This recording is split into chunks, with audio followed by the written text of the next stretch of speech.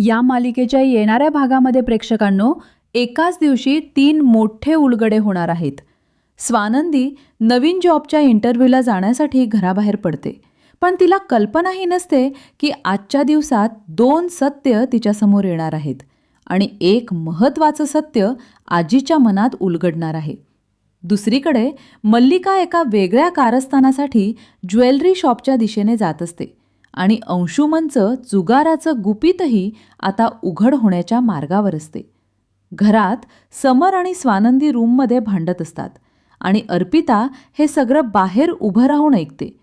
आजीच्या मनात स्वानंदीबद्दल संशय निर्माण करणे हा तिचा हेतू असल्याने ती लगेच मल्लिकाला मुद्दाम आजीच्या ऐकू जाईल अशा आवाजात सांगते की स्वानंदीनं समरला सोफ्यावर झोपायला सांगितलं। अर्पिता आजीच्या दिशेने पाहत इशारे करते आणि त्या गोष्टीला रंग चढवते। ती सांगते की समरने स्वानंदीला विचारलं होतं की मी सोफ्यावर मावेन का, आणि स्वानंदी म्हणाली होती की तोच तुला झोपायचा आहे, माझ्या जवळ येऊ नको। आजी हे ऐकताच अधिकच रागावते। आजीला संशय येण्यासाठी पुरेसं कारण मिळतं आणि ती दोघांच्या रूममध्ये जाऊन परिस्थिती बघते। रूमची अस्ताव्यस्त अवस्था पाहून तिला अर्पिताची गोष्ट खरी वाटते। दुसऱ्या दिवशी स्वानंदी आजीकडे येते आणि सांगते की तिला दुसऱ्या ठिकाणी इंटरव्ह्यू मिळाला आहे आणि ती जॉब जॉईन करू इच्छिते। पण आजी तिच्याशी थंडपणे बोलते आणि म्हणते की आधी तुझ्या नवऱ्याला विचार। स्वानंदीला आजीचा हा अचानक बदललेला स्वभाव कळत नाही। आजी तिच्या वागण्यावर नाराजी व्यक्त करते आणि म्हणते की तू घरात आली आहेस तर नवऱ्याला मान देणं तुझं कर्तव्य आहे। हे ऐकून स्वानंदी गोंधळते, पण शांतपणे म्हणते की मी समरशी बोलून मग जॉब ठरवेन।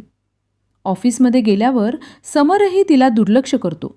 तो म्हणतो की तुला जे करायचं ते कर, आपल्या दोघांमध्ये नातं नाही। हे ऐकून स्वानंदी दुखावते, पण ती ऑफिसमधून बाहेर पडते आणि त्याच वेळी तिच्या लक्षात येतं की अंशुमनचे हालचाल संशयास्पद आहेत। ती त्याचा पाठलाग करते आणि बघते की तो कोणाशी तरी पैशांबद्दल बोलून जुगार खेळायला जातो। हरल्यावर तो डोक्याला हात लावून बसतो आणि हे पूर्ण दृश्य स्वानंदीच्या डोळ्यासमोर येतं। ती हादरते। यातच तिला मल्लिका ज्वेलरी शॉपमध्ये कोणाला तरी रोख पैसे देताना दिसते। तीच दुकान जे त्यांच्या लग्नाला आलेलं होतं। स्वानंदीच्या मनात आणखी शंका निर्माण होतात। हे पैसे कुठून आले? मल्लिका काय लपवत आहे? दुसरीकडे घरात अर्पिता आणि मल्लिका पुन्हा योजना आखत असतात।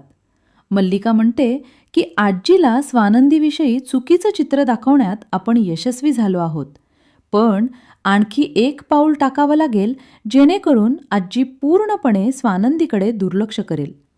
मल्लिका ज्वेलरी शॉपमध्ये जाण्याचा निर्णय घेते आणि अर्पिताला सांगते की हे कुणालाही सांगू नको। स्वानंदी कामावर रुजू होते, पण मनात तिला खूप प्रश्न पडलेले असतात। समरचं वागणं, आजीचा राग, अंशुमनचे पैसे, मल्लिकाचे लपवाछपवीचे व्यवहार, एक एक गोष्ट तिला विचित्र वाटत असते। मल्लिकेच्या या टप्प्यावर स्वानंदीसमोर 2 सत्य येतात। अंशुमन जुगारामध्ये पैसे उडवत आहे आणि मल्लिका कोणाशी तरी गुपचूप आर्थिक व्यवहार करत आहे, पण आजीसमोर मात्र स्वानंदीबद्दल गैरसमज निर्माण झालेला असतो। आता प्रश्न असा की स्वानंदी ही सर्व गोंधळ, गैरसमज आणि कारस्थानांवर मात करू शकेल का? येणाऱ्या भागात याचा मोठा उलगडा होणार आहे। येणाऱ्या पुढील भागांसाठी आपल्या YouTube चॅनलला नक्की सबस्क्राईब करा। धन्यवाद।